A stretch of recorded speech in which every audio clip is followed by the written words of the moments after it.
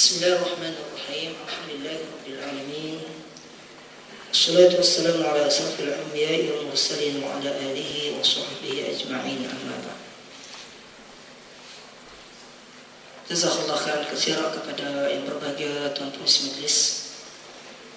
Yang dihormati lagi disegani dua rakan ahli panel di kiri dan kanan saya yang sudah kita kenali, barisan sekretariat forum perdana pada malam ini serta seluruh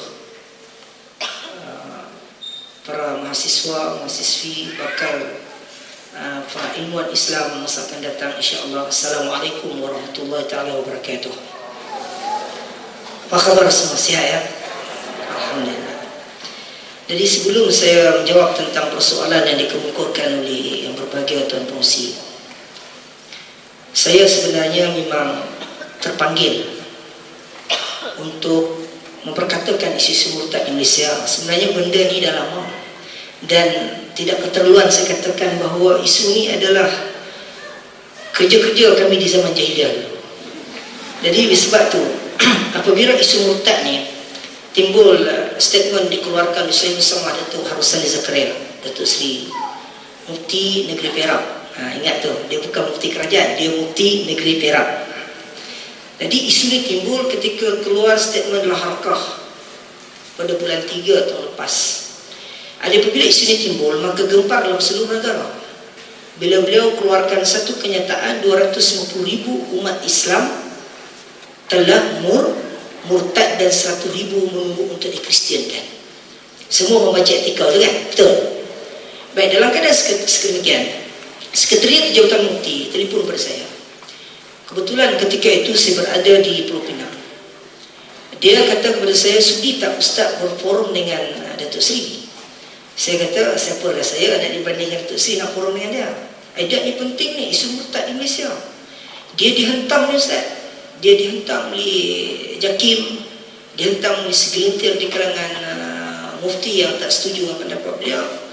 Jadi saya kata, insya-Allah saya bersedia untuk forum. Jadi dalam keadaan semikian diaturlah satu program yang pertama sekali di Masjid Batu Rampet, tak silap saya, di Penang, di Pulau Pinang. Maka kehadiran alhamdulillah lebih kurang 6,000 ke 7,000 orang datang. Tetapi malangnya forum itu tak jadi kerana pihak-pihak berkenaan tak beri permit. Dan lepas itu apabila tak diberi permit, Datuk telefon kepada saya secara direct. Dia kata, "Ustaz Farhan, boleh tak datang ke tempat Ana?" Dia kata, "Di masjid di Ipoh." Tempat dia sendiri. Sepatutnya malam tu saya forum dengan dia, tetapi malam yang petang tu juga dia kena panggil di Putrajaya untuk menghadap PM. Oleh sebab itulah saya apabila memperkatakan tentang isu murtad di Malaysia ni, saya kongsi, sebelum saya menjawab persoalan adakah benar benda ni berlaku, saya menulis satu buku.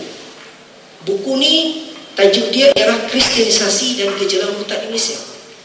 Saya tulis buku ini bukan untuk disunting daripada mana-mana buku ilmiah, diterjemah, tidak. Ini pengalaman kami, pengalaman saya di zaman jahiliah dulu. Kerana saya terlibat dalam gejala murtad daripada gerakan penginjilan Sidang Injil Borneo. Saya tak sampai ke tahap padri fungsi tapi merangkap sebagai, kalau dalam Islam ni merangkap sebagai imam daerah, lebih kurang begitu.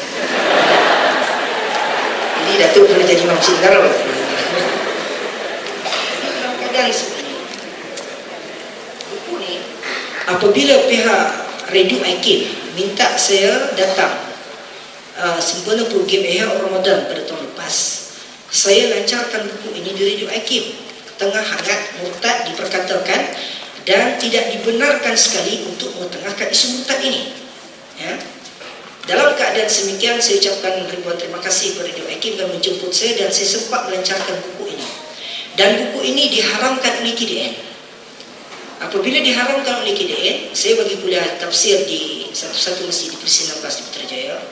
Salah seorang tu timbalan pengarah KDN bagian pencetakan, dia beritahu kepada saya, "Anda punya buku ni Ana tak benarkan, Ana haramkan buku anda ni," kata dia. "Akan tetapi kalau Ustaz bawa pergi ceramah, saya halalkan," kata dia pula. Jadi bagus juga dia ni. Jadi dalam keadaan semikian, kalau kita tengok isu murtad, tidak keperluan saya nak katakan di sini. Tapi sebelum tu saya minta izin kepada Datuk dan juga Fadil Ustaz Isri berkenaan dengan kes murtad bila timbulnya murtadnya Aisyah Bukhari. Semua ingat kes tu. Ketika itu saya berada di Darul Quran Jakim dan saya adalah timbalan ketua pelajar. Bila isu murtad Aisyah Bukhari, salah seorang menteri Jabatan Perdana Menteri ketika itu, iaitu Dr. Rahmat Usman, dia pernah katakan cinta punya pasal. Dia kata cinta punya pasal, tak apa. Kita sebagai pelajar yang prihatin dan saya sebagai saudara baru yang convert Islam, dan saya merasakan nikmat iman Islam tu yang saya dapat tu bukan dengan senang, susah. Dulu saya kaji Islam ni selama 6 tahun, saya sekolah Kristian selama 8 tahun.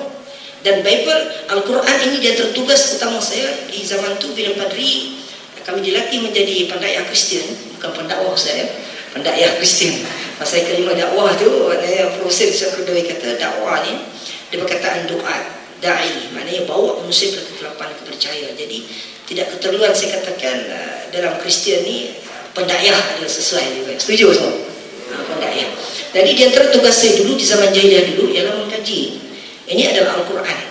Oleh sebab itu Al-Quran ni berada di tangan kami selama 6 tahun. Dan Bible sebelah kiri ni Bible ni. Di antara tugas saya utama sekali dulu ialah nak melihat di manakah kelemahan orang Islam. Adakah orang Islam ni betul-betul beramal dan menghayati apa yang ada dalam Al-Quran? Itu tujuan kami dulu. Dan di manakah rahsia kejayaan dan di mana kelemahan dan di mana kekuatan orang Islam. Dari selama 6 tahun sehingga saya menjadi ketua kepergerakan pemuda Kristian yang berpusat di Lawas, dan seterusnya saya dihantar oleh ayah saya dan pihak gereja ke gerakan pusat gerakan penginjilan Sidang Injil Surabaya di Bandung. Di zaman itu bersama dengan teman-teman dari Singapura, dari Filipina dan juga daripada berbagai mazhab dalam agama Kristian, termasuk Protestan, Katolik, Anglikan dan sebagainya. Baik, dalam keadaan sedemikian, bila saya menerima Islam, saya ditekan 6 tahun tak balik, nak diancam bunuh beliau, mak dan ayah saya. Malah ayah saya ambil senapang kan. Dia ambil senapang tu, dia tembak, mak pergi pegang senapang tu meletup ke atas. Jadi saya mendapat Islam ni dengan pengorbanan, pengkajian, penelitian, bukan kerana jatuh cinta dengan anak-anak jadi orang Melayu. Kan? Walaupun alhamdulillah dah kahwin orang Melayu. Datuk kata dah kahwin. Alhamdulillah, kan rezeki ya. Jadi dalam keadaan sedemikian, kalau kita tengok Datuk ya, bila timbul isu murtadnya Aisyah Bukhari, kita sebagai sekretariat pelajar merasa tidak puas hati. Saya terlibat untuk hantarkan satu surat inilah untuk bertahan berkenaan dengan masalah, bukan masalah cinta, masalah sekarang melibatkan akidah. Kerana saya sendiri ada terlibat dalam misioneri zaman jahiliah, jadi kita tapi tak ada kesan apa-apa. Dalam keadaan semikian, kalau kita tengok kalau kita lihat dalam kes-kes murtad, bila kita ambil statistik daripada 30 April tahun 1997 hingga 30 April 1998, kes yang sampai di Jabatan Peguam Negara sebanyak 689 kes dalam tahun itu saja selama 1 tahun. Tidak termasuk lagi yang tak dibuka fail. Kalau kita lihat dari segi pecahan jantina, dalam kes 689 kes ni, bilangan yang paling ramai murtad adalah wanita, gadis-gadis. Dari 689, 264 adalah lelaki dan wanita 425. Lepas tu saya nak sebut tak pecahan negeri? Saya nak tanya dulu, nak sebut kata nak sebut? Kuat sikit. Bersedia untuk disiasat special brand malam ni. Bukan seorang. Jadi kalau tentang boleh Datuk sebut negeri? Boleh Datuk kata boleh tak apa? Ustaz boleh tak? Boleh ada kata boleh tak apa? Baik, pertama sekali kalau kita lihat dalam kes ni, pecahan negeri pemenang pingat emas jatuh kepada Selangor Darul Ihsan 191. Minta maaf kalau Selangor kat sini. Kuala Lumpur 175, Pulau Pinang 96, Perak 1, Kedah 40, Negeri Sembilan 34, Sarawak 34.